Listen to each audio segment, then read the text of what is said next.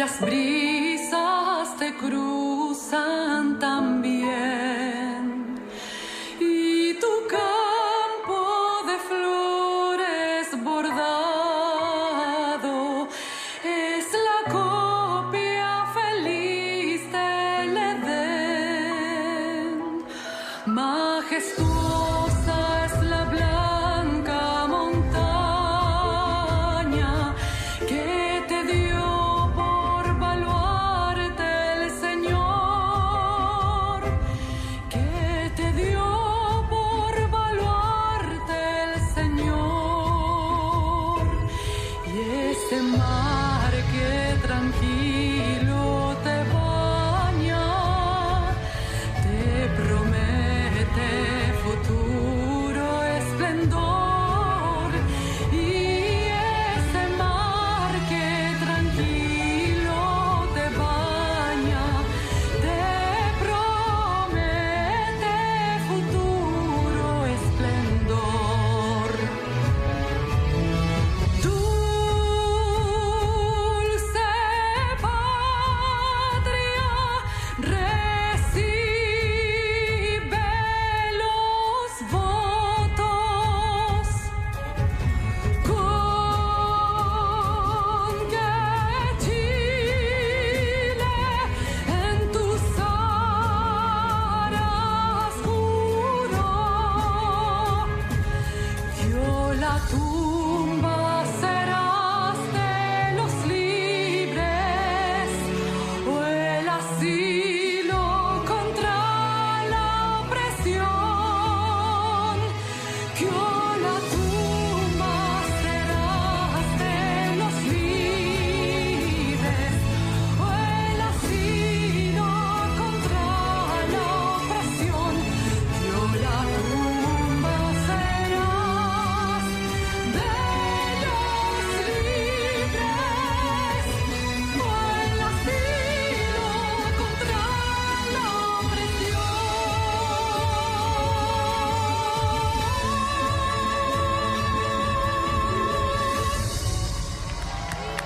¡Viva Chile!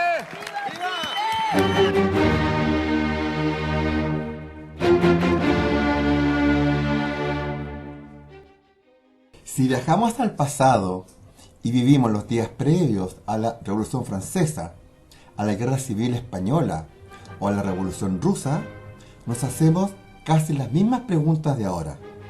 ¿Será mejor apoyar a la nobleza? ¿Será mejor apoyar a la República? ¿Será mejor apoyar a los soviets? Nadie, absolutamente nadie podía saber lo que iba a pasar. Lo cierto es que en una trama tan compleja, los árboles no dejan ver el bosque. Thomas, en su obra La Guerra Civil Española, señala que la gente que más mal lo pasó fue aquella que no tomó partido. Algunos altos oficiales de las Fuerzas Armadas titubearon sobre de qué lado estar y finalmente fueron barridos por la dinámica de los acontecimientos. Para ambos bandos eran traidores. Como bien narra Lampedusa en El Gato Pardo, los que mejor lo pasaron en el proceso del nuevo dominio de la burguesía fueron aquellos nobles que se pasaron a la burguesía, dándoles título de nobleza a los burgueses, como pidiendo la mano de sus hijas. O sea, las cosas cambiaron de tal modo que no cambiaron. Notable es la actitud del alcalde, que de un plumazo se olvida de sus principios burgueses con tal de que su hermosa hija obtenga un título nobiliario y se case con un príncipe. Por otro lado, vemos que casi nunca les va bien a los líderes de la revolución. En su afán de ser más papista que el Papa, el incorruptible Maximiliano Robespierre es guillotinado por los mismos que antes lo alababan, pero que estaban hastiados de su purismo. Es en la Revolución Francesa donde comienza a germinar el fascismo moral. Ese fascismo de exigir tanta pureza, tanta rectitud, que se termina castigando hasta la más mínima impureza.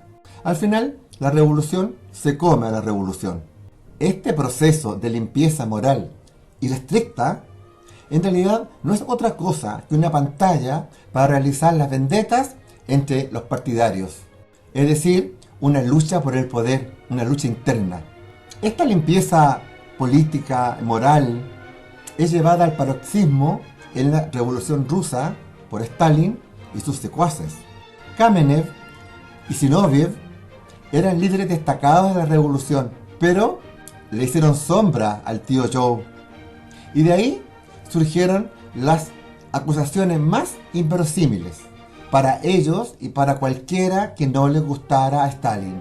Casi siempre se acusaba a las personas de traición y que esta persona era un contrarrevolucionario. Finalmente, Stalin fusiló a cuanto héroe de la primera línea ya no fuera útil a sus intereses. Al decir de Sábato, no hay nada más conservador que un revolucionario en el poder. Es cosa de mirar para Cuba, para Venezuela o para Corea del Norte. Aquí entran en juego los ideales o las utopías. El ser humano, las personas, nosotros, tenemos anhelos, tenemos deseos, tenemos sueños, pero también tenemos necesidades concretas y nos movemos por reacciones cotidianas. No todos los revolucionarios franceses habían leído a Montesquieu, tampoco les interesaba leer.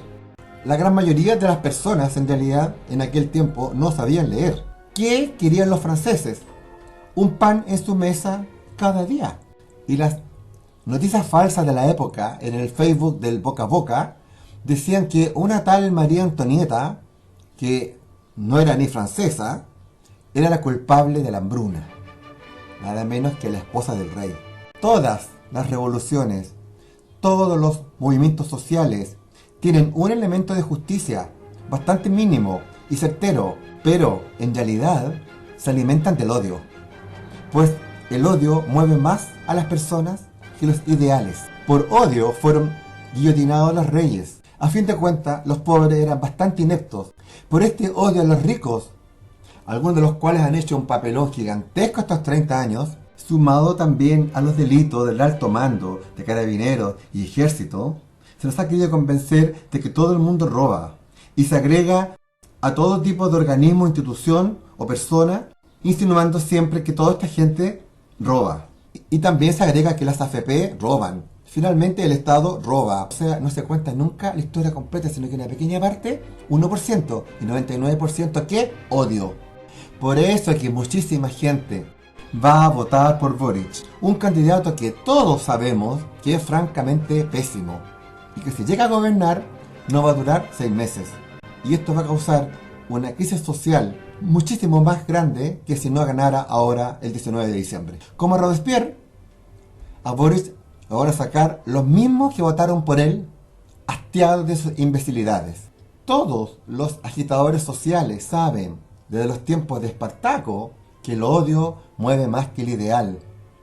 Por eso el marxismo agita la bandera de la lucha de clases, un concepto reduccionista que apenas sirvió como verdad a medias en el siglo XIX. Estamos a puertas de que gran parte de la economía, en su parte básica, productiva, operativa, sea manejado por robots. Está a la vuelta de la esquina. Me gustaría saber qué dice el marxismo respecto a los robots. ¿Van a ser explotados? Hoy día los trabajadores no están con una picota sacando material.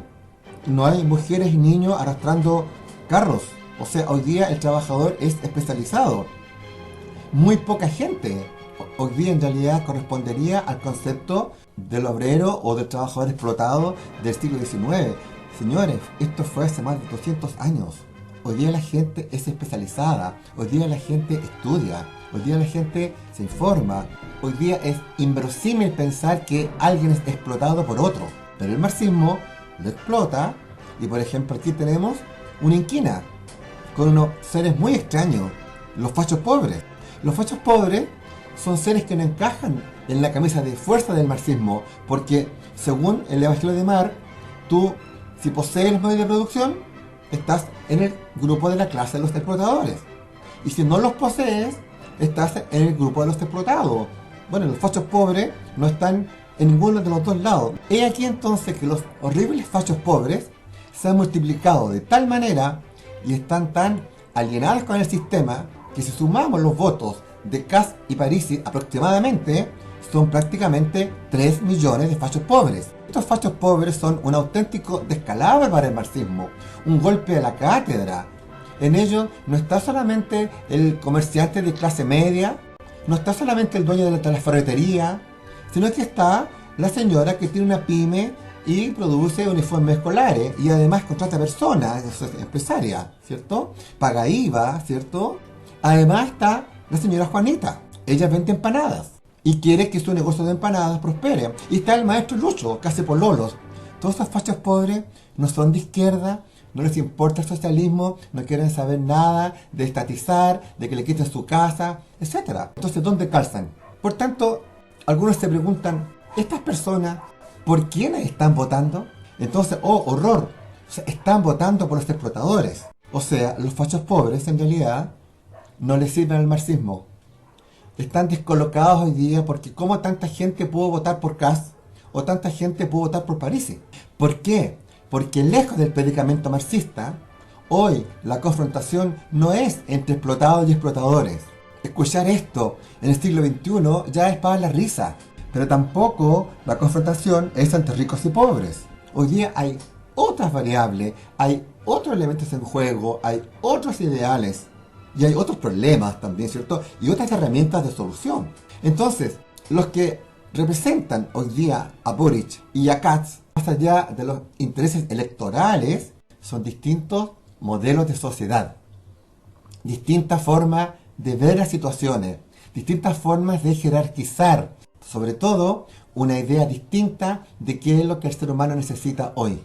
Entonces, mucho más allá de los discursos, por un lado, de igualdad y dignidad, y mucho más allá del discurso de orden y seguridad, tenemos que separar a conciencia la paja del trigo y de estudiar qué se juega el 19 de diciembre. Lo que se juega en realidad es muy importante porque puede decidir nuestro propio destino. Lo que se juega en esencia no son bonos, no son sueldos mínimos, no son derechos de la mujer, no es poder ir al rodeo. Todo eso es música para la galería. Lo que se juega es si usted va a ser libre o no para emprender. Si va a ser libre o no para crear. Si usted va a poder pensar de forma propia o va a tener que seguir esquemas dictados por el Estado. Y si ese Estado va a ser un Estado al servicio de todos o ser raptado por un partido único que a usted le va a imponer una forma de pensar y al final lo que usted va a perder es su libertad. Esto es una cosa muy seria y muy grave. Usted dirá, no, es que Boric es de centro. Permítame recordarle que todo el planteamiento histórico de Boric es marxista, chavista, castrista. Le pido por favor que revise el Twitter de Boric y lea. Ahí está. Lo menos que dice reiteradamente es que se debe importar a Chile el modelo revolucionario venezolano. O sea, ¿usted cree que realmente Boric cambió? O sea, ¿cómo todos estos años mantiene una idea y de pronto tiene otra, y a veces otras, y otras, y otras? El verdadero Boric es una persona que desea implantar un tipo de Estado totalitario con partido único, tipo marxista. Ese es Boric. Todo lo demás, simplemente maquillaje para engañar a las personas indecisas. El Boric de ahora es un personaje que da lástima. Un pobre ser que vendería a su madre con tal de ganar las elecciones. Este Boric circunstancial surge ante el rotundo fracaso de la primera vuelta, donde creían realmente que el pueblo los apoyaba y no ganaron, porque ellos esperaban ganar en la primera vuelta. Este candidato no es creíble en modo alguno, y le digo, hasta sus más fieles seguidores lo saben.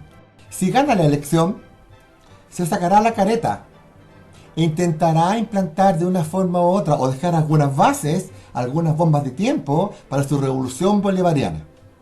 Adiós derechos de la mujer. Adiós sueldo mínimo de 500 lucas. Adiós ferrocarril de Arica a Puerto Montt. Claro que, como le han indicado sus maestros comunistas, lo tiene que hacer por parte, como que no quiere la cosa. Todo esto por la intervención maldita de estos 3 millones de fachos pobres, que el 19 vamos a demostrar que somos muchos más. Al igual que su maestro Fidel, Él va a posar de demócrata, y sí lo está haciendo, pero ni él mismo se la cree. Y así, ¿cuál es el plan? ¿Cuál es el plan del Frente Amplio y del Partido Comunista? Que gobierno a gobierno, paso a paso, ir cortándole el cuello a los fachos pobres, para finalmente asaltar el poder. Yo no soy un Kast lovers, pero sí voy a votar por Kast, más allá de todo lo que falsamente se afirma, incluso lo que es cierto, porque es el único político que ve con claridad el peligro que se cierne sobre nuestro país. En principio, pensaba votar por Sichel, aunque me habían advertido de su extraño carácter, pero bueno, al parecer no quedaba otra. Pero a poco andar, se me desinfló el globo. No, señores, no estamos ni para tibiezas, ni para amenazas, ni para dobles discursos. Entonces fui y voté por Kast. Para mí Kast, mucho más que un político, que lo es, representa una suerte de príncipe valiente, el que abandona la comodidad de su castillo de Camelot con un puñado de valientes y desciende con su espada en lo alto al valle de las tribulaciones de este Chile. En Kast nos hemos refugiado, los que vamos a defender con nuestra vida el derecho a soñar, el derecho a crear, el derecho a la libertad, el derecho al orden, el derecho a ser respetado, el derecho a emprender, el derecho a pensar distinto, el derecho a ser el dueño de nuestro propio destino. Este 19 de diciembre, usted tendrá que decidir qué camino elige. No se deje llevar por los agitadores que anuncian que va a quedar la escoba, vendrá el caos, va a haber revolución, se tomarán las calles, las mujeres van a perder los derechos. Todo eso es simplemente una propaganda del miedo. Ya saben ya para quiénes trabajan esas personas, ¿verdad? No trabajan para Kast. Yo le aseguro, sobre todo si ahora se cuenta con el apoyo de los partidos centro-derecha, que un gobierno de Kast responderá de mucho mejor manera a sus deseos más profundos. También le aseguro, los errores se podrán corregir y que se harán los cambios necesarios. José Antonio Kast es una persona íntegra, educada, padre de familia, es un abogado de prestigio. Por lo tanto, y junto con su equipo de colaboradores, sabrá hacer el gobierno que Chile necesita. Está claro dónde está la crisis, dónde está la ambigüedad, dónde está el aventurerismo, dónde está el peligro. Al igual que como comencé, lo importante es no quedarse en el medio e ir a votar. Estamos haciendo frente a una subversión claramente planificada. Los nuevos Robespierre, los nuevos Stalin, se están sobando las manos para asaltar la democracia, para quitarle su libertad, para destruir el Estado de Derecho. Yo quiero saber qué va a hacer usted. Lo saluda Reinaldo Carreño Campos.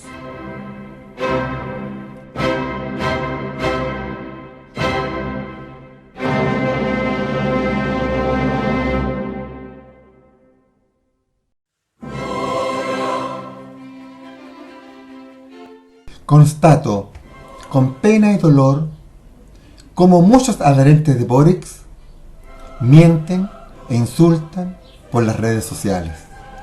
La democracia vale solo cuando ganan ellos. Si ellos ganan, el pueblo tiene conciencia. Si pierden, son todos unos borregos, unos siervos apatronados, unos yanaconas, unos fachos pobres, unos ciegos y unos imbéciles. Y obvio, la democracia vale callampa. Esa es su dignidad. Esa es su propuesta de una sociedad mejor, inclusiva y tolerante. O sea, que si ellos imponen su modelo, seremos castigados y quizás asesinados solo por pensar diferente. O solo por pensar. Las elecciones son legítimas y válidas solo cuando ganan ellos. Imbuidos de arrogancia mesiánica y posesos de su verdad, no logran comprender aún que existen otras perspectivas y otras miradas. Pues, el domingo 21 de noviembre, la realidad les cayó en la cara. El verdadero pueblo le puso una lápida a su proyecto refundacional. No logra comprender que al menos 2 millones de personas, sin contar los votos de los demás candidatos, Simplemente no piensan como ellos, porque la gente puede pensar de diferentes formas. Eso es lo que ellos no comprenden.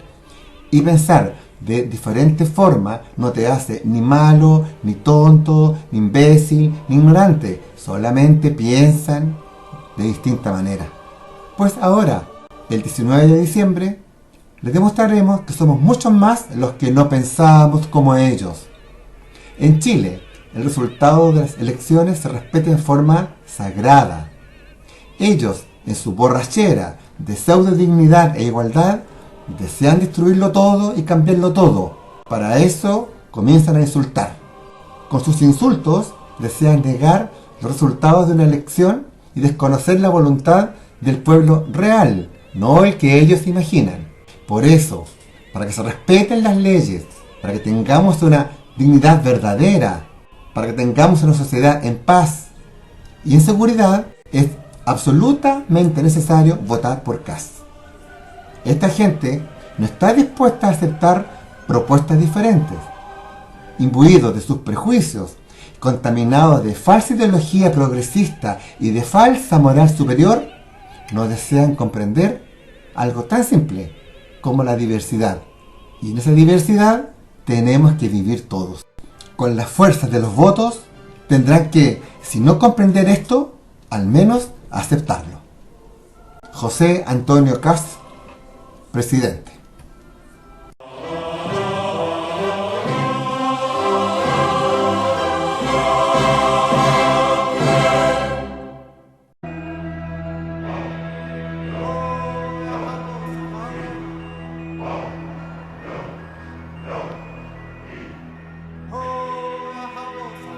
Les hablo desde el sur de Chile y deseo felicitar por su valentía a todas las personas que votaron por Kast. A Kast lo acusan de fascista, sabiendo bien que no lo es. El fascismo desea imponer más Estado. Es una ignorancia absoluta decir que Kast es fascista. Una persona que desea menos Estado. Los fascistas son precisamente los acusadores porque desean más control del Estado. Y a través del partido enquistado en las instituciones del Estado, construir a sangre y fuego un sistema fracasado en todo el mundo. Todo dentro del Estado, nada fuera del Estado, nada contra el Estado. Esa es la regla de oro del fascismo. Y resulta que el fascista de Kast piensa de modo liberal y desea disminuir el Estado. La izquierda, experta en el uso malicioso de las palabras, primero acuñó el apelativo de facho pobre para ridiculizar y amedrentar a la gente de trabajo con ideas de derecha o que simplemente no vota por la izquierda. Sin embargo, el plan finalmente le falló. Toda persona que hoy recibe el epíteto de facho pobre, en realidad siente orgullo. Ahí están los casi 2 millones de votos de fachos pobres que votaron por Kast, porque los verdaderos ricos son una minoría ínfima. Ahora, la izquierda, sobre todo la izquierda totalitaria, va a basar su campaña en el fascismo, en el pinochetismo, y que los pobres serán los perjudicados si gana Kast. Pues bien, allí donde la izquierda gobierna, sobre todo donde impone su Estado socialista, fracasado una y otra vez, no logra sacar de la pobreza a nadie, y más encima les quita su libertad. El discurso de que la izquierda apoya a los pobres y a la justicia, y la derecha apoya a los ricos y a la injusticia, es de una falsedad absoluta. Los países donde los sectores trabajadores tienen un mejor estándar de vida son precisamente los países capitalistas. Se habla de desigualdad. Bien, un problema a resolver. Pero lo que no dicen primero es que en los países socialistas existe una casta que goza de todos los privilegios. Los miembros del partido y de las Fuerzas Armadas. Y tampoco dicen, segundo, que la única igualdad está abajo, en el pueblo, porque son todos iguales en su miseria. El surgimiento de Kast un hombre íntegro, es consecuencia directa del proceso concertado de destrucción de Chile iniciado hace 2 años. Grupos minoritarios con soberbia mesiánica y arrogancia infinita han pretendido representar al pueblo y hablar en su nombre. El pueblo, según ellos, no desea capitalismo, no desea democracia, no desea propiedad privada, no desea fuerzas armadas, no desea orden ni seguridad. Según ellos, estos nuevos mesiánicos, hay que destruirlo todo, saquearlo todo y quemarlo todo. Bibliotecas, escuelas e iglesias incluidas para construir un país mejor. Un país dirigido por ellos, por cierto, con control de los medios de comunicación, tanto Jadwe como Boric lo dijeron, con secuestro del Estado para satisfacer las necesidades del partido único y con total sumisión de la policía y las fuerzas armadas. Pues bien, precisamente eso es fascismo. Revisen la historia. Vean cómo el fascismo en Italia y el nazismo en Alemania hizo exactamente lo mismo. Y el comunismo es la misma versión totalitaria de un Estado omnipotente y un ciudadano siervo. Fascismo, nazismo, estalinismo, comunismo es totalitarismo, son exactamente lo mismo. Díganme ustedes, ¿cuántas iglesias o cuántas bibliotecas han quemado a los seguidores de Kast? La gente votó precisamente para que eso no suceda, para que no haya más destrucción, para que no se mate más gente en la Araucanía, para que no se siga destruyendo templos, iglesias, colegios, universidades. Gente que quedó sin trabajo. La gente votó por Kast precisamente para que todo esto no suceda. Esa destrucción y esa arrogancia llevó a una inmensa cantidad de personas a agruparse en torno a Kast. No todos necesariamente comparten todos sus principios. No todos son republicanos y por supuesto tampoco son pinochetistas. Menos tampoco desean una dictadura militar. Los que votamos por Kast, ¿qué queremos en el fondo? Orden, paz, seguridad, respeto, verdadera dignidad, libertad, garantía de estabilidad y mantención de los medios de sustento. Los que votamos por Kast también queremos cambios profundos, pero en estabilidad, en orden, en paz, escuchando al otro y en forma gradual. Les firmo con mi sangre que invente la izquierda lo que invente, seguiremos creciendo. Y José Antonio Kast, para el bien de Chile, para que todos tengamos orden, seguridad, progreso, respeto y trabajo, será el próximo presidente de nuestro hermoso y gran país.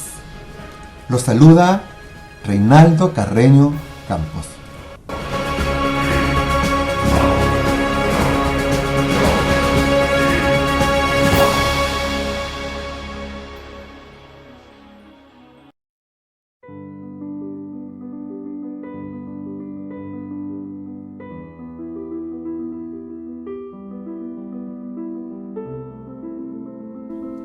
Existe una vieja costumbre de parte de personas de izquierda de considerar la política solo en la dimensión ideológica y no en su dimensión humana, por lo que hablan en categorías abstractas.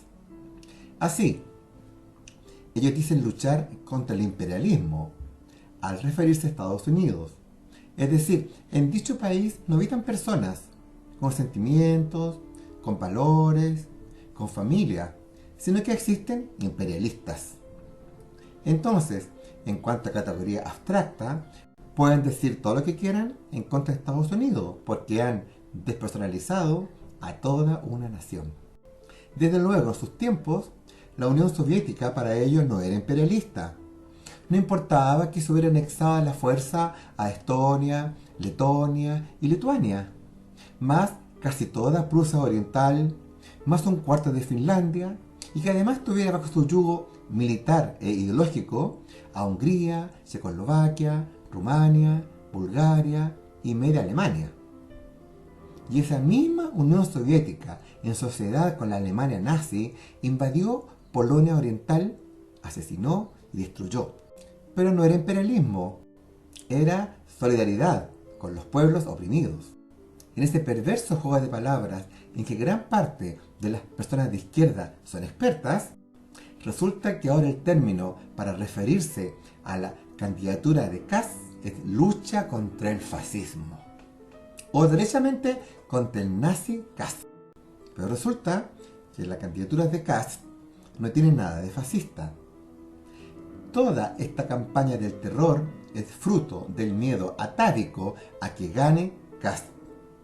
Porque a gran parte de la izquierda, sobre todo al Frente Amplio y al Partido Comunista, se le caería a pedazos su tesis de que el pueblo los apoya en su diletante aventura de destrucción, de violencia y de pseudo dignidad e igualdad.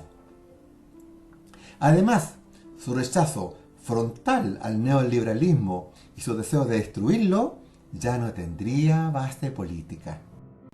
Han lanzado la campaña del terror del fascismo en la candidatura de Kast porque están ciertos de que van a perder. No aceptan ni entienden que la inmensa mayoría del país quiere orden, seguridad, estabilidad, libertad, progreso, trabajo, respeto y mantención de sus medios de sustento. Y ellos, a gritos, nos ofrecen todo lo contrario. Prepárense entonces para el triunfo del fascismo.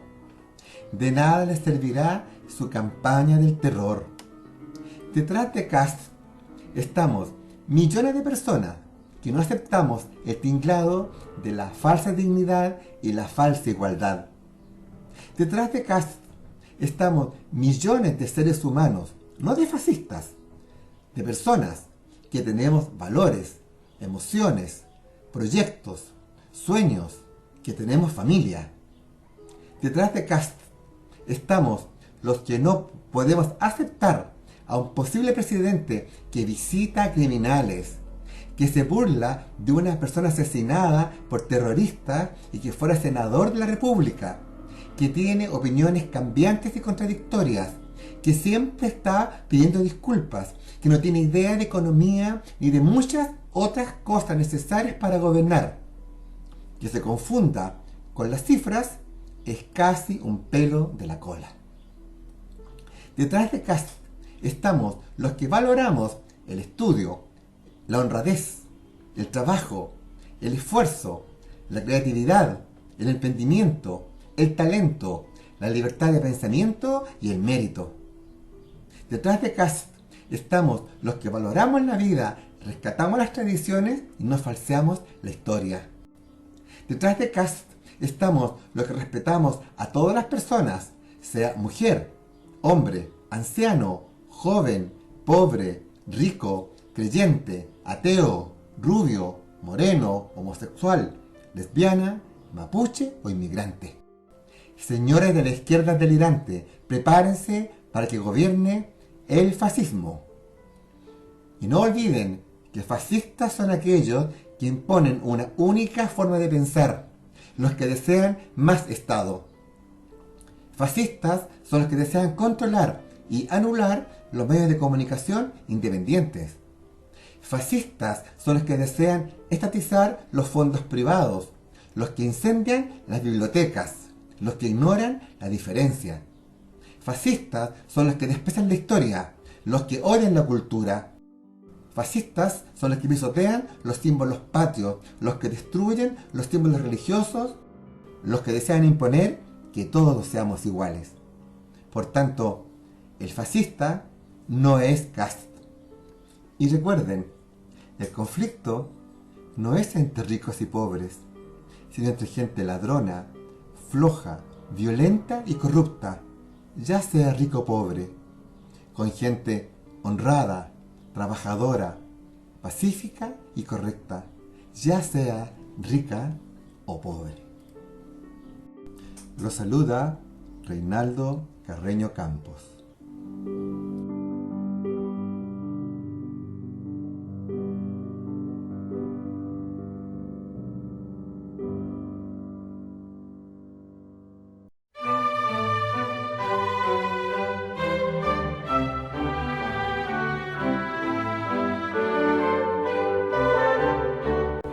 La campaña presidencial de 1970 fue una de las más dramáticas de la historia política de Chile. Alessandri, Tomix y Allende se enfrentaron con sendas propuestas que claramente dibujaban un país muy distinto. En el transcurso de la campaña, Tomix cometió el error estratégico de acercarse a planteamientos de izquierda y confió en su poderosa maquinaria electoral para ganar las elecciones. Pero Allende tenía seducida a las masas y por primera vez esta nueva fórmula de la unidad popular parecía tener visos de éxito. Alessandri, por su parte, que ya había sido presidente, no lo hacía nada de mal. De hecho, sacó una segunda mayoría muy cercana a la de Allende. Cuando ya en la tarde se anunció la mayoría relativa de Allende, no me gustó. Tenía 18 años y recién había salido de cuarto medio. Además, conocía poco de la vida pública. Me lo había pasado hasta allí, encerrado entre un colegio católico y el coro de mi parroquia. Mi disgusto no era porque no me interesara el pueblo, todo lo contrario, pero sentí que la sociedad chilena no estaba para experimentos tipo vía chilena al socialismo. Pocos jóvenes hoy saben que los votos de Allende fueron un 36,6% y que Alessandri sacó un 35,2%. La diferencia fue solo de 40.000 votos. Es falso que el pueblo eligió a Allende. Ese porcentaje no es definitorio de una voluntad popular sustantiva. Peor aún, esa mayoría relativa no otorgaba legitimidad para reinventar el país, pues al otro 64% de la población no le interesaba el socialismo. Fueron las reglas del juego de la Constitución de 1925 que no consideraba una segunda vuelta, las que permitieron que fuera el Congreso el que finalmente aprobara el acceso al gobierno por parte de la Unidad Popular.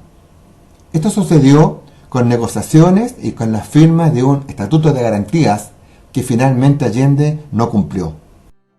La historia no permite el si hubiera, pero la verdad de las cosas es que si la Constitución hubiera permitido una segunda vuelta, Allende quizás no habría sido el presidente. Desde el principio, Allende actuó en forma diletante. Su programa escrito y oficial era de un socialismo democrático, al estilo europeo, pero una vez en la moneda, se olvidó de este factor tan relevante. Se olvidó de la oferta al pueblo, o sea, Allende traicionó a sus electores. Siguiendo las mismas enseñanzas marxistas, la contradicción se paseaba fuertemente en el seno de la coalición gobernante. De partida, el ala más gravitante de la Unidad Popular era el Partido Socialista. Y este partido tenía un ala dura, o digamos así, un ala revolucionaria. Esa fuerza, muy importante, no consideraba a Allende como un revolucionario, sino como un socialdemócrata. En código político de los años 70, en plena guerra de Vietnam, en plena guerra fría entre Estados Unidos y la Unión Soviética, y en plena admiración a la supuesta exitosa revolución cubana, este acerto debe tomarse como una crítica y no como un elogio. Entonces, comenzaron a surgir movimientos disidentes al reformismo allendista, que en realidad se habían formado antes de las elecciones. Y estos grupos se posicionaron a la izquierda de la Unidad Popular. El MIR, Movimiento de Izquierda Revolucionaria, principalmente. Estos grupos en la práctica socavaron el proyecto de la Unidad Popular. En su demagogia recalcitrante y en su afán muy propio de la masonería de estar bien con Dios y con el diablo, Allende nunca quiso enfrentar directamente a estos revolucionarios. Al decir de Lenin realmente, estos grupos estaban clasificados en el infantilismo revolucionario. Hacerlo todo, hacerlo ahora, destruir la democracia burguesa, no considerar plazos, tiempos, situaciones objetivas, históricas, etc. Y ya sabemos qué sucedió. Internamente, la Unidad Popular tuvo una lucha, primero entre ellas mismas, entre los grupos que eran más conservadores, por decir así, donde podría estar el Partido Radical y un ala del Partido Socialista, e incluso una parte sustantiva del Partido Comunista, y vamos a llamar así los elementos extremistas o revolucionarios, que era la otra parte bastante dura del Partido Socialista. Después se agrega acá el MAPO y la izquierda cristiana, y por supuesto fuera tenemos otra contradicción, que era la Unidad Popular con el MIR, y algunos grupos que estaban relacionados con el MIR, y otros frentes que en realidad tenían otro tipo de intereses. Finalmente peleaban todos con todos, porque el MIR también tenía aliados entre los socialistas y en algunos grupos comunistas más exaltados. Es decir, aquí hay toda una contradicción que se transforma en una verdadera tragedia histórica. Históricamente la izquierda muchas veces ha confundido dónde está el adversario. Cuando en el 39 las tropas de Franco tenían rodeado a Madrid, socialistas, comunistas y anarquistas se mataban por las calles. Eso nadie lo puede negar. Nada de extrañarse entonces que la República Española no haya podido defender su proyecto con este tipo de actitudes. Tanto se habla, y con razón, de los actos, ya sea del Departamento de Estado o de la derecha chilena, la derecha golpista, fascista, como se les quiera llamar. Por supuesto, estos grupos, más Estados Unidos, intervienen en forma efectiva en la debacle que termina en el golpe de Estado. Pero con ignorancia, con ingenuidad o con mala leche, se omite el inmenso daño provocado por el fuego amigo de los extremistas de izquierda, Miguel Enríquez, por ejemplo, y compañía. En todo este proceso, que comienza en 1970 y termina en 73, no fui solo un espectador en primera fila, sino además un miembro activo. Estudiaba en la Universidad de Chile, milité en la izquierda cristiana, marché con el puño en alto, pinté murallas noches enteras, y con mi equipo arranqué de los balazos, no de carabineros, sino de otro grupo de izquierda, y muertos hubo. Madrid del 39, recuerden. Allende sacó de su impredecible manga un viejo decreto ley que databa de la República Socialista, un breve gobierno de facto de los años 30, el que permitía estatizar las empresas. Usted se preguntará, ¿cómo es que en el gobierno de Frei, con el Congreso a su favor, no fue derogado este decreto ley? ¿O por qué no fue derogado en el gobierno de Alessandri? ¿Para qué le menciono el gobierno de González Videla? O sea, nunca fue derogado. Misterio. Lo cierto es que sin ese decreto, Allende jamás hubiera podido estatizar las empresas. Al principio, el discurso oficial era combatir los grandes monopolios y otros discursos más. Supongamos que tuvieron sentido esos discursos. Supongamos que estaba bien. Pero la izquierda revolucionaria, o sea, el MIR más sus amigos, socialistas y otros más, cada vez estaba más organizada y decidida a hacer una revolución. Tenía un órgano oficial, por ejemplo, el Rebelde, que todo el mundo andaba leyendo. Y esta izquierda extra Unidad Popular comenzó a organizar a las personas, a los trabajadores, a los obreros, en los famosos cordones industriales. Santiago, por ejemplo, el cordón Vicuña Maquena, el cordón Maipú, o Cerrillos, etc. Comenzó a infiltrarse en los sindicatos para que se ampliara la lista de las empresas a ser estatizadas. El eufemismo del momento se llamaba el área social. Pero esta izquierda no solo presionó, sino que comenzó a tomarse las fábricas para obligar al gobierno a estatizarlas.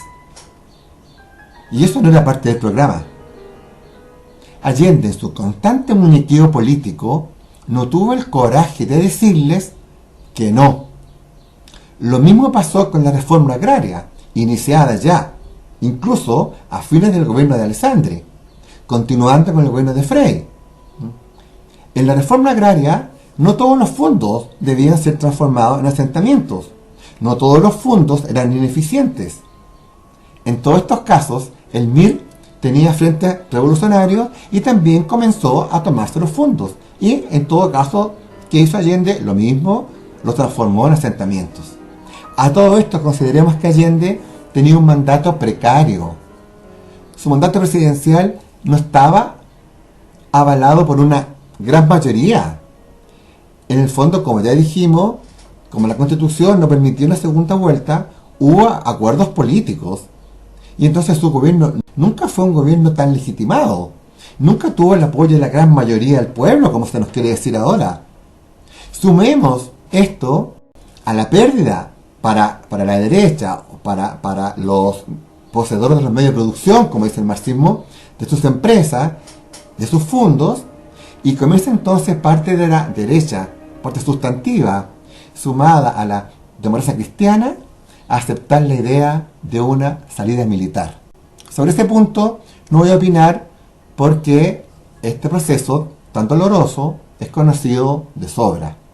Todos sabemos del caos en las industrias, de las huelgas, ¿cierto? De los problemas de la locomoción, desabastecimiento, persecuciones, sectarismo, problemas en las universidades, altísima inflación, violencia en las calles, polarización, etc. O sea, es un contexto complejo.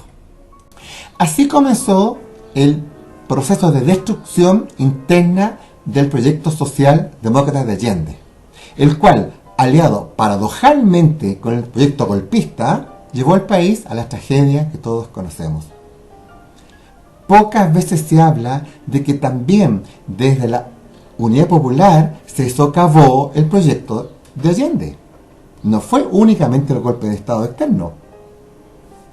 Ya a inicios de ese año, el 73, yo estaba totalmente desencantado de la Unidad Popular por un montón de razones. Tenía la convicción creciente, en resumen, que no respondía a las necesidades del país y veía que el tal socialismo en realidad no solucionaba el problema de la pobreza, más bien la creaba o la aumentaba. Consideraba que el proyecto, con la poca información que había en aquel tiempo, recordemos que, olvídense que no había internet, no había nada, no había Facebook, no había WhatsApp, nada, uno tenía que ir a la biblioteca o escuchar la radio, básicamente, digamos. La televisión estaba bastante controlada. Uno realmente tenía que deducir las realidades y uno veía que era tal el caos. No hablemos del desabastecimiento y algunos aspectos que estaban en realidad organizados desde la derecha, como el paro de los camioneros, etc. También había mucho desorden. Yo trabajaba en el Ministerio de Educación y trabajé en el año 70 cuando ingresé a los 18 años con el gobierno de Frei y se trabajaba. Había una jerarquía, había un respeto, pero cuando comienza el gobierno de Allende del 71, básicamente en marzo, bueno, aumentaron los grupos folclóricos, todo era con reuniones, todo el mundo debía opinar, los jefes no eran respetados, había amenaza, había prepotencia. O sea, mucha gente consideró que ya el pueblo gobernaba y por tanto si uno iba a trabajar bien, y si no, no. O sea, yo esto lo vi, yo lo viví. O sea, por favor, importante, no me lo contaron, yo lo viví. Y entonces, ¿qué sucede? Se perdió la autoridad, se perdió el respeto, que es algo muy parecido a lo que estamos viendo ahora en el 2021. Entonces yo constaté, en resumen, que Allende no tenía el control de su país, no tenía el control de su gobierno, se había dejado sobrepasar y que Allende no gobernaba. La gota que colmó el vaso, para mí, fue cuando me enteré que en las vacaciones de ese año, muchos compañeros, ya sea del MIR o de la izquierda cristiana, o también del Partido Socialista, fueron a recibir instrucción militar a Cuba. Los recuerdo con nombre y apellido, porque ellos mismos me lo contaron. Desde marzo, cuando iba a la sede del partido en la calle Cienfuegos, ya se podían ver metralletas en la pared, mientras los militantes almorzaban. Empecé a comprender, con mucha pena, que esto iba a terminar en un baño de sangre provocado por ambos lados, no fue por un solo lado. Hubo entrenamiento militar de personas de la Unidad Popular, porque yo lo vi, yo estuve ahí, y tuve compañeros falsos en la universidad que eran cubanos, inscritos como cubanos, pero que eran militares del ejército de Cuba, porque yo los conocí. Entonces, no, por favor, les hablo a una persona que vio esto, no que quiero hacer una propaganda, me lo contaron, yo lo vi, yo lo viví. Para el tanquetazo del 29 de junio, liderado por el coronel Roberto Super, yo estaba en el balcón del tercer piso, donde les conté que trabajaba, del Ministerio de Educación, y contemplé en primera fila el diálogo del general Carlos Prats con el comandante de los tanques, en plena Alameda. No había que leer a Sun Tzu o a Clausewitz para darse cuenta que todo esto fue una táctica militar para saber quiénes iban a apoyar un golpe de Estado y quiénes no. Conociendo la existencia de grupos armados, comprendí que la suerte de Chile estaba sellada. Abandoné toda conexión con mi partido y abandoné la Unidad Popular. El 11 de septiembre tuve una experiencia muy especial que narraré en otra nota. No olvidemos que a la izquierda llamada revolucionaria, el MIR y sus secuaces, nadie la eligió. No sacaron ningún voto en parte alguna y sin embargo tuvo una acción preponderante en lo que sucedió después. Recordemos que hoy, 2021, existen grupos con mínima representación popular o elegidos con el mínimo de votos. Y al igual que en los años 70, son grupos imbuidos de una obsesión mesiánica para imponer políticas y modelos de país que de ninguna manera representan el sentir mayoritario de la nación. ¿Qué hacemos con ellos? Es la tarea vital por el bien de Chile.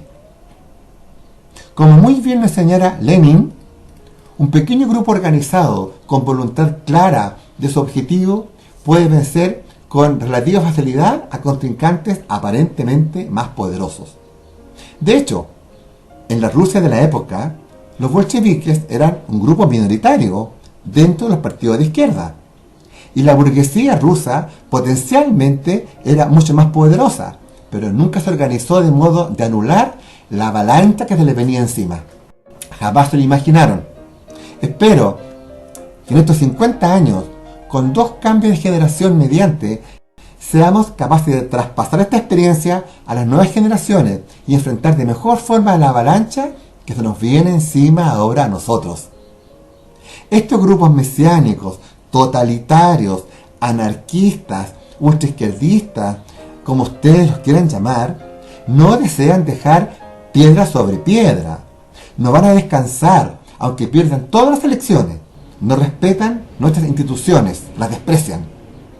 Ellos dicen representar al pueblo y hablar en su nombre, pero solo se representan a sí mismos y lo único que pretenden es imponer su ideología, incluso en contra de la voluntad representada en las elecciones.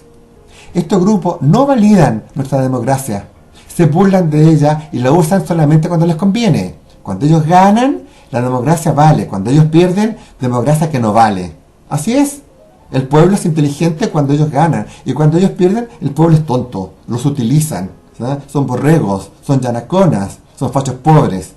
Porque estos grupos, en el fondo, ¿qué hacen? Desprecian los valores más arraigados del alma nacional. Se escudan en los abusos, robos, errores y delitos de empresarios, militares, policías, políticos, etc. Sí, está claro. ¿Quién lo va a poder negar? Es una vergüenza. Se escudan en estos delitos para conducirnos a un abismo, imponiendo, igual que sus abuelos y en forma totalitaria, su única forma de ver las cosas. Ellos no aceptan otras visiones, solamente vale la visión de ellos. Por eso que el triunfo de Kast, por ejemplo, el 21 de noviembre, es algo que no están dispuestos a aceptar. Aquí hay un error, aquí algo pasó. Aquí a la gente le engañaron. Es que la gente nuestra se quedó en la casa. O sea, no entienden. La realidad les estalló en la cara, pero no la quieren ver. No están preparados para verlo. No es el momento de conciencia para ellos y además que no quieren verlo. ¿Por qué? Porque ellos desprecian los valores de la democracia formal. Por supuesto, imperfecta, pero la democracia, como el amor, es un camino. Hay que construirlo día a día. No está hecha. Además, desprecian los valores de la familia, del matrimonio, del trabajo honesto. Ya hemos visto como aquí, en el Frente Amplio, en la convención, en candidatas a senadoras, etcétera, cómo mienten, cómo roban, cómo usan intelectualmente los recursos públicos. Esta es la gente que quiere construir una mejor sociedad. Estos grupos en realidad nos desprecian y desprecian nuestra historia. Su visión de la dignidad y el respeto obedece a otras estructuras valóricas. No crean que piensan lo mismo que nosotros. Ellos defienden a la mujer, claro, pero siempre que no sea paca. En ese caso es mejor ser maraca. Estos son sus valores, está claro, no es un invento mío. Se defiende a la mujer, claro, pero siempre que convenga a los intereses del movimiento. Si no nos conviene, no hacemos los lesos. Se ataca al machismo, ¿cierto? Al patriarcado, pero si alguna persona tiene conductas machistas, abusivas o patriarcales de nuestro grupo, en ese caso hacemos una declaración tibia, ¿cierto? Miramos por otro lado, porque hay que buscar allá a los otros, a los malos. Ellos tienen un gran problema. Ellos proyectan en nosotros sus propios errores. Su propia sombra los persigue, y para no aceptar que también mienten, que también roban, que también son humanos, en definitiva, que andan buscando el enemigo, andan buscando siempre a alguien a quien culpar. Aquí todo el mundo es culpable, pero nunca ellos. Esa es su moral. Entonces, ¿qué hacen ellos? Fustigan las actuaciones de los enemigos del pueblo. Mientras tanto, ¿qué hacen? Roban, mienten, destruyen. Ven las noticias. Todo el mundo sabe que esto sucede. Toda moral vale para ellos con tal de imponer una sociedad mejor. ¿Sería posible eso? Y también vale la doble moral, por supuesto. Ellos no quieren respetar a las instituciones. Realmente ni siquiera les importa quién sea el presidente de la República. Que les quede claro esto. No les va a importar quién sea el presidente. Van a pasar a llevar a cualquiera, incluso de su misma casa política. ¿Por qué? Porque ellos van a continuar en su afán mesiánico y totalitario. Van a continuar, escúchenme bien, hasta que bailen sobre nuestros cadáveres. Si a sus abuelos, ni el mismo Allende fue capaz de detenerlos, ¿lo podremos hacer nosotros? Están todos notificados. Los saluda Reinaldo Carreño Campos.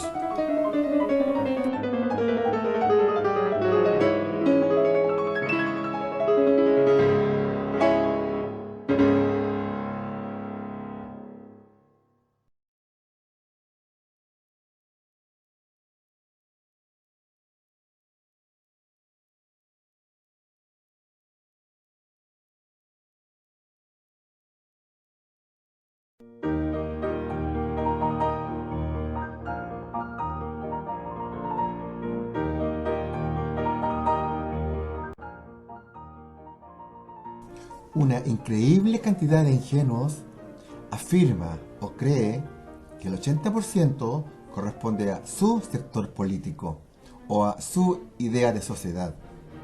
Incluso lo escriben, nosotros el 80%. O sea, se creen dueños de los votos. Y a eso le llaman pensar. Sin duda, una inmensa mayoría ciudadana se cansó de las colusiones empresariales, los megarrobos en Fuerzas Armadas y Carabineros, el total desatino de la clase política, el financiamiento irregular de la política, las deudas, la puerta giratoria, además casos Cabal, Penta, Arce, Soquimich, etc. Y sin duda que la inmensa mayoría ciudadana se inclinó por redactar una nueva constitución. Pero eso no significa, y noviembre lo demostrará con absoluta claridad, que ese 80% desee un régimen socialista. A lo más podrá aceptar, como ha pasado, un presidente de izquierda, que no es lo mismo. La ciudadanía de izquierda en su conjunto, la que vota por convicciones, la que tiene fe en una ideología socialista, no supera el 30% de los votantes. Voten todos o no voten. El 21% de los votos que le posibilita a esta izquierda sacar a un presidente vienen de un sector no ideológico, el centro diletante. Personas que no están interesadas directamente en la política ni tienen inclinación por algún bando determinado. Lo importante es que bien pueden votar por otro candidato y de hecho que han cambiado de opinión. La prueba está a la vista con las dos elecciones de Bachelet y Piñera. Fue este centro el que los eligió a los dos. En su momento, anuncié más de un mes antes el triunfo de Piñera, dadas las señales que este centro diletante daba. Subí incluso un video que pueden ver en este mismo canal. Por supuesto, lo subí antes de las fechas de las elecciones. Como tengo muchos amigos de izquierda en mi Facebook, algunos me replicaron, me argumentaron e intentaron sacarme de mi error. Pero al otro día de la elección, cuando salió Piñera, ninguno fue capaz de escribirme y de reconocer su error. Solo vi, con asombro, un coro de lamentaciones y de justificaciones. Que el pueblo fue engañado, que esto no puede ser, que el fascismo y todas esas justificaciones triviales y manoseadas hasta el cansancio. Nunca vi un posteo que dijera acepto el veredicto del pueblo. También en su momento señalé que el mejor candidato era Lagos y que el Partido Socialista se había equivocado al elegir al demagogo Guillier. En esa oportunidad, mucho antes de las elecciones, la plana mayor de mis amigos de izquierda me eliminaron. O sea, es mejor siempre matar al mensajero. Y si dije que la izquierda ideológica, la izquierda creyente, en su conjunto tenía un 30%, todo esto es aproximado por supuesto, menos votos va a tener un candidato del Frente Amplio. Este candidato del Frente Amplio, señor Boric, que vive en una dimensión paralela. Es decir, este 30% se divide en las dos izquierdas que tenemos, y si es que no, tres, con la famosa lista del pueblo.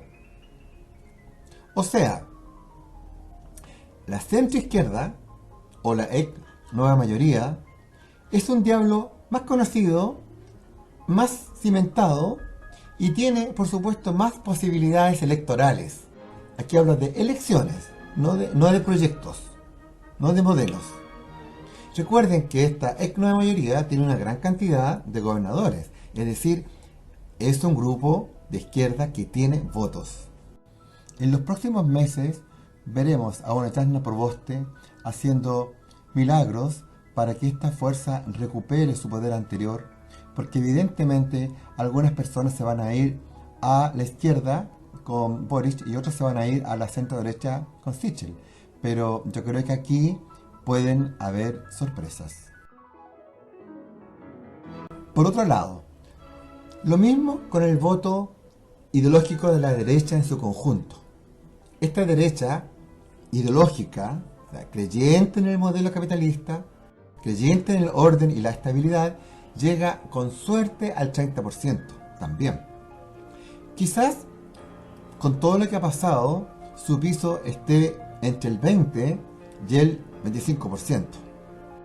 El mismo caso hablo de ambas derechas, es decir, lo que llamamos centro derecha y la derecha de Kast. Creo que es un error tildar a Kast y a su gente, al Partido Republicano, de ultraderecha. Evidentemente, por ambos lados, los términos ultra, ya sea de izquierda o de derecha, corresponden más bien a una maniobra comunicacional auspiciada por sus adversarios. Por la misma razón anterior, si Piñera fue elegido 2 veces, es porque ese centro diletante le dio al menos el 30% de los votos, para que sacara, ¿cierto?, una mayoría absoluta. La dura conclusión, y que no es necesariamente negativa, por favor, es que ningún conglomerado ideológico, ningún grupo de partido, ninguna alianza tiene la capacidad de elegir por sí mismo un presidente. Eso es lo importante. El próximo presidente será el que logre captar, logre seducir, o si usted quiere, logre engañar a un mínimo del 21% de los votantes de centro. No estoy hablando acá de otros grupos que pueden existir, pero que son muy minoritarios, el Partido de la Gente o la Lista del Pueblo. En el caso de la derecha, por supuesto que requiere un mínimo aún mayor. O sea, la derecha requiere un mínimo del 31% de estos votos de centro para tener un presidente. Cosa que se ve difícil, pero en política nada es imposible. Y si en noviembre la elección fuera a 4 bandas, dejando de lado a estos grupos minoritarios, ninguno de los candidatos, como ya se ha visto, alcanzará la mayoría absoluta y por tanto va a haber segunda vuelta. Y en esta segunda vuelta quedará clarísimo que ese centro diletante, ese centro no ideológico, que representa prácticamente el 40% de los votantes, será una vez más el que elija al nuevo presidente. Hablemos un poco de este centro diletante. No es de izquierda. Puede tener algunas inclinaciones de izquierda, pero no está interesado en un modelo socialista. Tampoco es de derecha.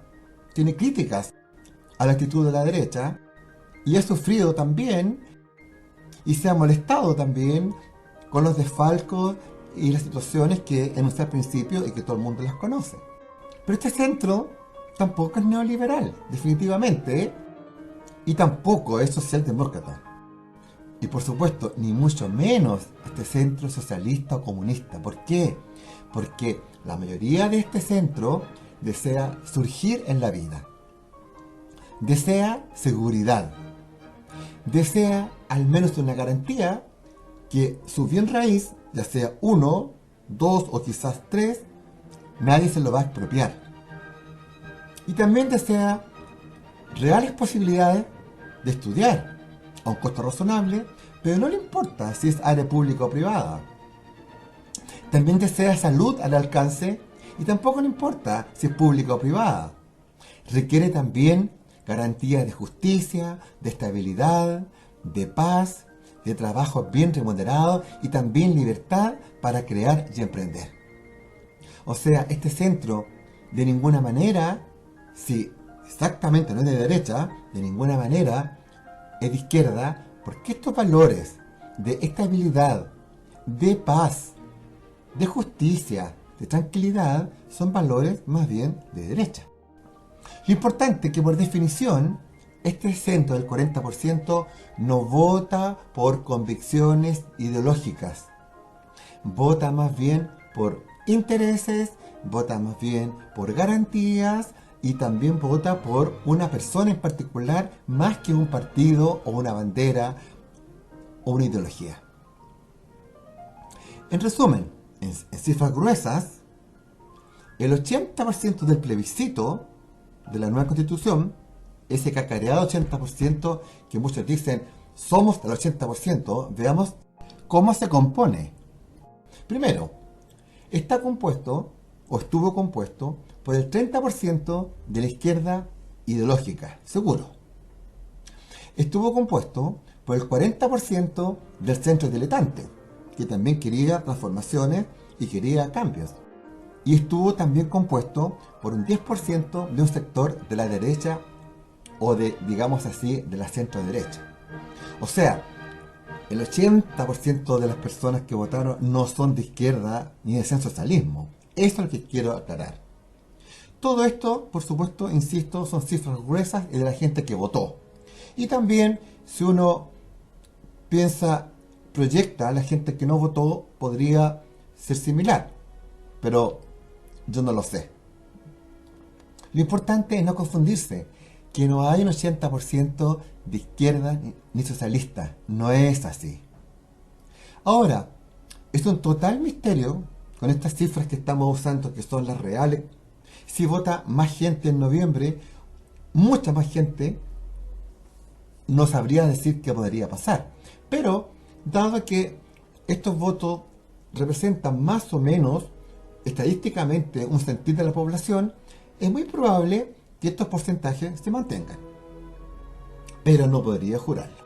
Este centro diletante, que por supuesto, como dije, también votó por redactar una nueva constitución, no está pensando en ninguna victoria final, señores, en ningún triunfo de los trabajadores, ni ninguna revolución.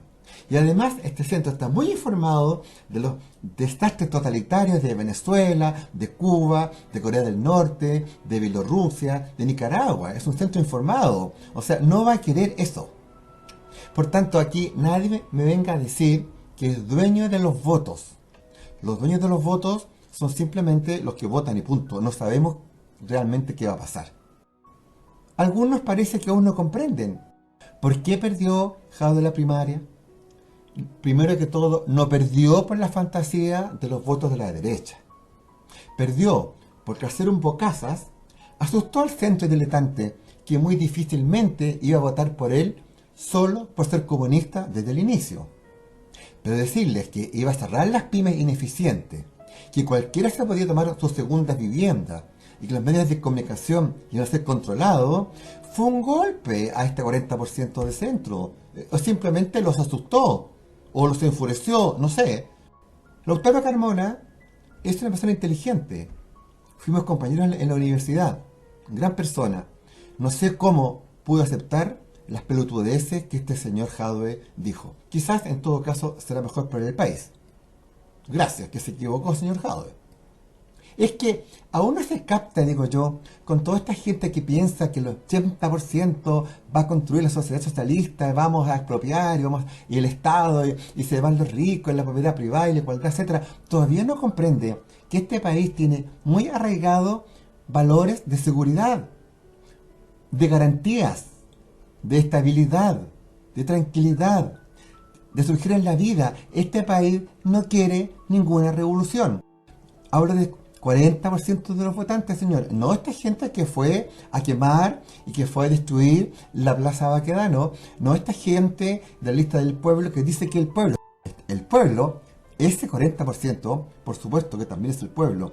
Estoy diciendo que ese 40% es el que va a sacar presidente y el que va a aprobar o no aprobar la nueva constitución. Este país, desde el 40% de este centro hasta el 25% de la derecha ideológica, digamos así, de la derecha dura, lo que ustedes quieran, o centro derecha también, es decir, 65% de la población del país no desea una revolución socialista. Eso quiero dejarlo muy claro. A lo más puede pololear con ideas de socialdemocracia, por ejemplo. A lo mejor puede pololear con ideas de un Estado de derechos que se cacarea tanto. También puede pololear con la idea de democracia social, etc. Algo que ese 40% diletante aún no asimila y nadie tampoco se explica qué significan estos conceptos. Ni menos cuando aquello que les ofrecen dignidad, les ofrecen igualdad, insisten con obcecación en defender a las siniestras y criminales dictaduras cubana y venezolana, espiritual, social y económicamente quebradas. Y toda esta gente, por ninguna parte tampoco explica cómo se van a generar la riqueza necesaria para dar tanto bono, tanto subsidio y tanta gratuidad. Es solamente discurso. Se ofrecen cosas al voleo para captar votos, para tener el poder, pero no hay ningún proyecto totalmente serio que diga cómo se va a manejar la economía del país. Esta gente nunca habla de riquezas. Esta gente nunca habla de sacar el país adelante. Solamente habla de igualdad, de justicia, así al voleo, habla de gratuidades, de bonos. Pero para hacer todas estas cosas necesitamos que este país tenga dinero. Para hacer todas estas cosas necesitamos mucho más que una constitución. Necesitamos tener garantías de que las personas pueden trabajar y que sigamos sacando al país adelante. ¿Tiene que haber cambio? Por supuesto. Nadie lo duda, yo no lo dudo. ¿Tiene que haber un sentido más social? No lo dudo. Pero eso no tiene nada que ver con estatizar las empresas, no tiene nada que ver con demonizar a los empresarios, no tiene nada que ver con demonizar a las Fuerzas Armadas, no tiene nada que ver con esta destrucción sistemática que se da de todo el Estado de Chile, de toda la sociedad. Eso, este porcentaje que estoy hablando, que va al menos de un 60% a un 70%, ese porcentaje de votantes nunca lo va a permitir. Nunca lo va a permitir.